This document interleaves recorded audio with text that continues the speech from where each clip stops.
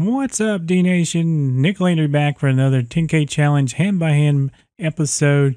We are still hovering around that $60 mark thereabouts and finishing up the 10K challenge. Was going to quit for the night, but I figured maybe let's take one more 15-minute segment and see if we can wrap this thing up.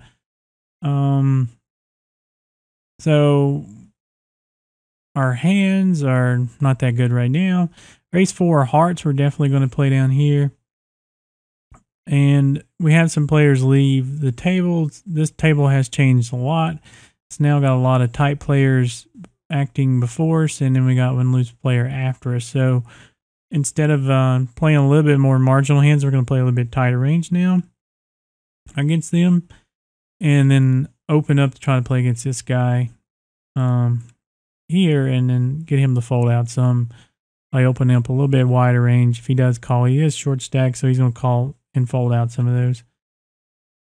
Race 4. Player 5's been calling a lot, and player 6 is playing a good percentage too. This guy's been here not too long, and he's been pretty tight, so we're actually looking to maybe spike a 4 here on this flop, and then we're giving up with our ace 4 down here. And then our king jack suited definitely is a hand we'll call on the button with. So this could be the final hand of the 10K challenge. We actually hit a 4. And then over here we have our top pair with a backdoor diamond draw. So we'll make a call there. And now we've got the flush draw, diamond draw, and then we also got the open-ended draw. So we'll definitely call there. One more time. We'll kind of see how that goes. This player bets 5 into us. I think we can go ahead and raise here. And if he has a queen, we're probably going to get it in. If he has kings or aces, we're going to get it in too. And if he has a set of queens, then hey, we're going to play a little bit longer in the 10K challenge. So, you know, if he's got quad 7s, that's definitely a hand. But if he has the queen or something like that, I really do think we're going to get it in here. And if he has aces or something, and unfortunately, if he has kings, then he just bashed us. So we can't really fold. I mean, we got the boat. We hit our set. So if we win this hand, the 10K challenge is over.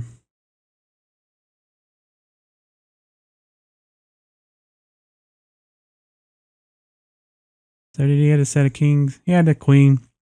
Set over set, so nothing we can do about that. We're down 100. He thinks he was playing his hand pretty cool. So, you know, we can write in our famous boo. And that is what it is. There's just no way we're getting away from that hand. It's unfortunate he hit his set, and we hit our set, and the hand played out the way it did. I mean, we were getting our money in there one way or another, and I think him just playing the way he did, it's fine. I mean, he was trying to fish around, I mean, and push, but, you know, even on the flop, we're not going away either, so. And then when the 7 comes, you know, we're still not worried because we have a boat too. So instead of being, what, $60, now we're down 100? Is that right? So the guy looks like he's on fire, I guess. Now he's pretty well flopped it on the flop there and mopped up another one. But and then we actually should have bet, or down here we probably should have bet. So he bets 4, and we'll go ahead and raise now. If he's got a spade draw, he's probably coming along. So we'll be kind of seeing what he does here. We have our open-ended. We'll be kind of aggressive. So we did check. It was a little bit of a mistake, spade draw being there. But now we think about it, this guy's been kind of aggressive the whole time. So unfortunate up there on that hand. But we're still down 100. So we're back to around the 150-ish mark, thereabouts. Oh, well. So we'll definitely call it quits on this episode unless we do get really lucky and get close to finishing this thing out. It just goes to show, you know, we don't always win our hands, and it's an up and down game. There is variance involved, and set over set is just one of those things where we had it actually earlier in, I think, episode 2 of the hand for hand, where was it fours again? No, it's fives. We hit a set of fives and all diamond board. Another guy had a set of tens, and another diamond came, and then the guy won it with a 6 high diamond, who was the other guy who had pair of aces in the hand. So unfortunate there, but you never know. Yeah, we got 10 more minutes. We can wrap this thing up here too. It's got a short stack. No reason to really push our ace or queen jack there. Probably going to get it in. If we raised him, we'd had to choose that hand to go with. And here, 9-8 on the button. I like playing that. It's a hand that we can definitely go with against a tighter player who will push their big pair hands pretty far, their premiums. And hopefully $14 guy don't shove, because then we have to fold, and makes it real funny and interesting. Just get out of the way. And because we got the button, if it's check, then we can actually take a bet here. Stab at this pot. Player 2 would open up broadways, and his his ace jack plus hands.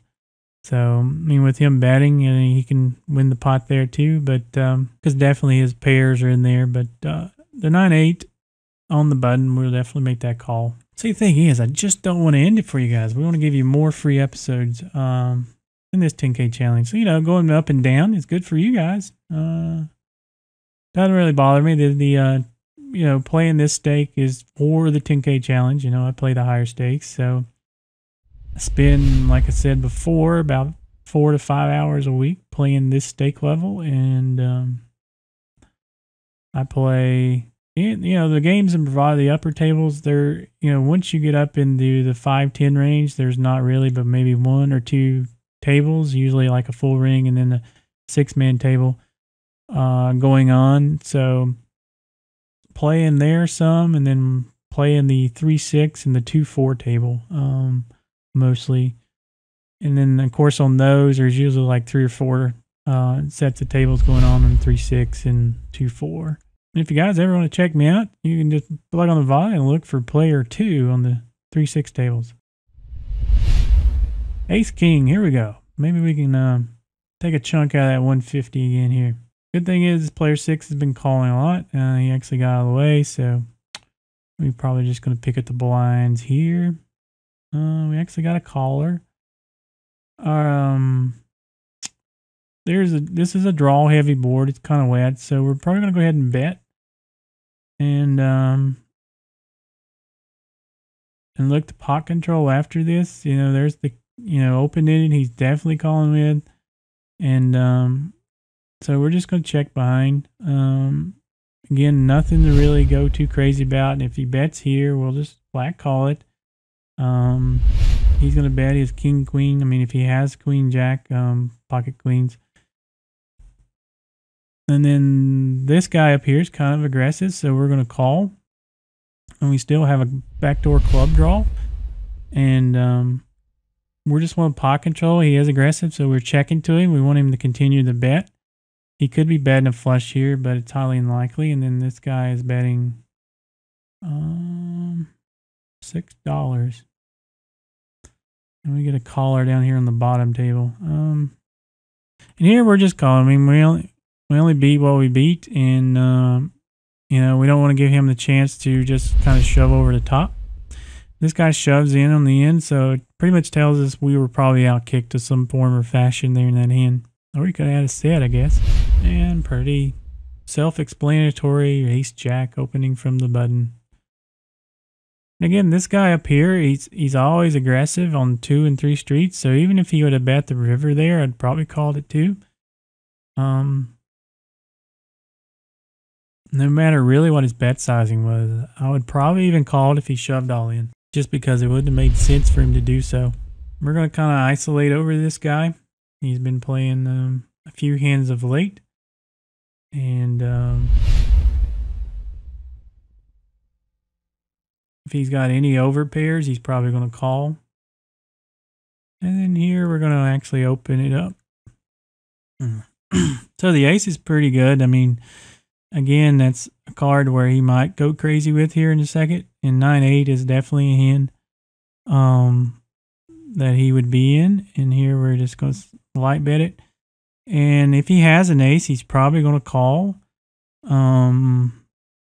If he had the heart draw, he's just going to fold it out. So here we're going to bet on the larger side because if he has an ace, I think he's going to call. And he actually folded an ace too. Interesting. Thought he would call. Oh well. And let's see. We got a gut shot and it's been check. King comes. Definite card we can fire out on here. And we got called. So we had a gut shot. So if we did get called, we had some equity in the hand. Just nothing. Queen jack. That's hilarious. Dumb shit. Okay. Well, here's the difference. You can bet your gut shot because if you hit it, you get paid off. Don't call with a gut shot. It is very unprofitable. Wow. But oh well, we know we can just value bet the shit out of him, you know. There was a student one time I was coaching and I watched him play for 20 minutes and I told him if he did it one more time that he was just going to have to wire the money to my daughter's account to basically pay for her college. Because he's basically just giving the money away. It's just free money he's given to the other person when he makes those type of calls. So he did it a lot. Now here I don't expect, the way he played, but if we hit a backdoor of some sort, we have some draws. And when with the other jack, I would assume if he had a jack, he would probably bet it there. So with the jack coming again, we're going to bet twice. And then, because he would have raised on the flop. He's been that aggressive where when he has something, he raises, so we can double barrel there against him.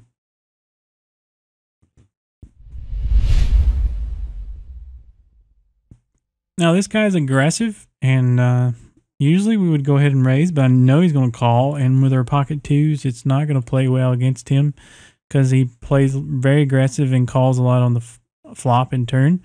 He likes to float people and things of that nature. So we were pretty much set money there because I think we can still even out of position extract the value from him. And again, he's going to bet here. And we're just going to give it up. There's just, our play was try to hit it because we can't take heat with our pocket twos. We just know that he would pay us off. And when he's setting deeper stack like he is, 150 blinds, and somebody's asking for a bad beat jackpot. And there is on this side, it's basically, I think you win 200 buy-ins at whatever level you're at if you get bad beats. So, and you just basically got to email the hand into support, and then they just credit it to your account. With the queen here, we're gonna take a stab at this. And this table is pretty much just all tight people now. And then this guy left, so we're hoping it's going to fill up with a bunch of loose people. And we're going to go over just a little bit in time because this will be, in any form of fashion, it will be the last episode of the night, either for the completion or... And we're going to be opening up a lot of hands. This guy's super tight. I don't know if he plays short stack or not. So I don't really see him having a 9. A ace. So we're going to bet. And even if he raises, we'll probably call. But we can bet that flop. And of course, we want to bet our 9. We don't want to sit there and just check to him and things of that nature. And this player over here said, is there a bad beat? And that one guy told him no. So it's funny.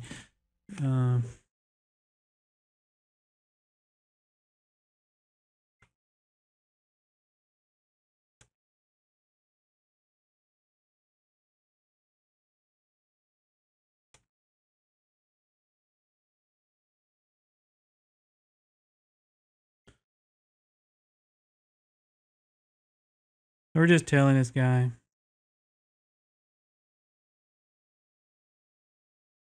That there is one for the site. and that you get 200 big bets. So everybody left our table here, so we're going to close it out and play probably through the blinds, and then we're going to call it quits on everything. And so we did not complete.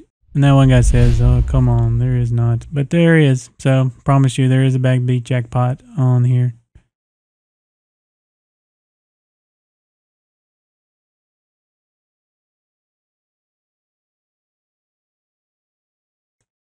So aces fold. We flop 2 pair here. Unfortunately, the queen came, but this guy has been very gutsy. So jack 10, he's going to call him. Of course, there's the club on the end. So we're definitely going to just bet. And again, if he shoves, we just fold. So, and we're going to call this guy because he's been very profitable for us. Again, he's deep. We're going to make a call because we just want to see what he does. And then we're going to probably check raise here if he bets again. And then we're going to value bet our jack on the river. Right, we're a few hands away of finishing it up for tonight, guys. So stick with me. Got another 3 minutes here. So we'll click the auto post buttons off and that'll be it here in just a few. Dang, I really thought we were going to wrap this thing up, especially when we hit our set of fours at the beginning, but set over set. Oh, well. Now, looks like our tables have moved out to where there is a lot of people who are just pair of threes when they in. That's funny. So here we got ace 3 of spades. We can call. I guess we can steal if we like went over here and went over here. The last 2 hands of the round, and that could be it. That'd be awesome. Not gonna happen. Pocket queens. Let's see if we get some action here. Might put a little bit of dent in this. Who knows?